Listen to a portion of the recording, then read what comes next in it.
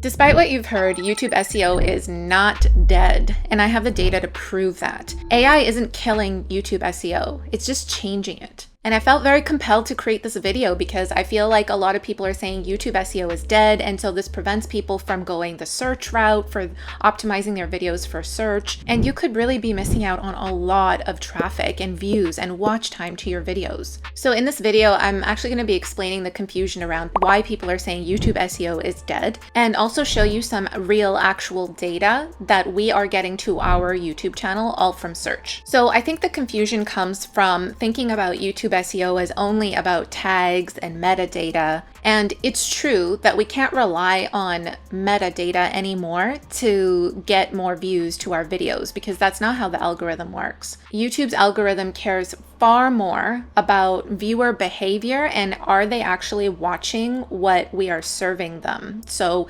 that speaks to watch time and click-through rate and average view duration, and all of these things have more emphasis, and you got to pay more attention to those metrics. So what does that mean? Well, what that means is we got to pay more attention, if you haven't already been. I mean, this has been for a while now, but paying more attention to titles and thumbnails and really editing your video in a way that engages the viewer and they remain engaged throughout the entire video. You can't just rely on metadata and just inputting tags and optimizing the title for search and hoping it's all going to be okay, because if that video is served up by the algorithm to a viewer, they click on it and they're not actually getting what they came there for, they're not getting what the video packaging, the thumbnail and the title are promising, then they're going to leave that video, and that can negatively impact your channel because it can come off as clickbaity, right? And the whole thing that the algorithm is trying to do is ensure that the viewer is getting what they want and staying longer on the platform.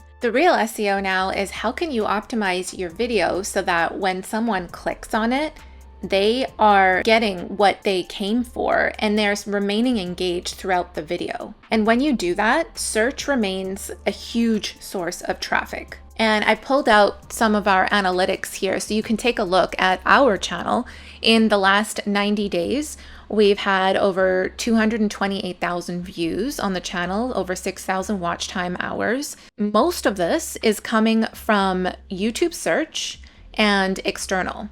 And external itself is a form of search traffic. It's just not YouTube search, but when we click into it here, you can see that the traffic source is Google search. Facebook isn't so much, I guess, but Yahoo and these other search engines here, even ChatGPT, all of this stuff. So a good percentage of the traffic to our videos is coming from search, whether it's off the YouTube platform or on the YouTube platform. And so I just wanted to show this to you so that you could see that AI isn't stopping the fact that this is a search engine, that people are typing in questions into the search and expecting answers, right? And so that is a huge form of traffic that you can leverage. You just need to do it in a way that people want to click on your video and watch it. So don't rely heavily on tags and all these kind of old YouTube SEO tactics. AI is already reading the content in your video. It knows what the video is about. Are we still using tags? Yes, we are, because that feature is still there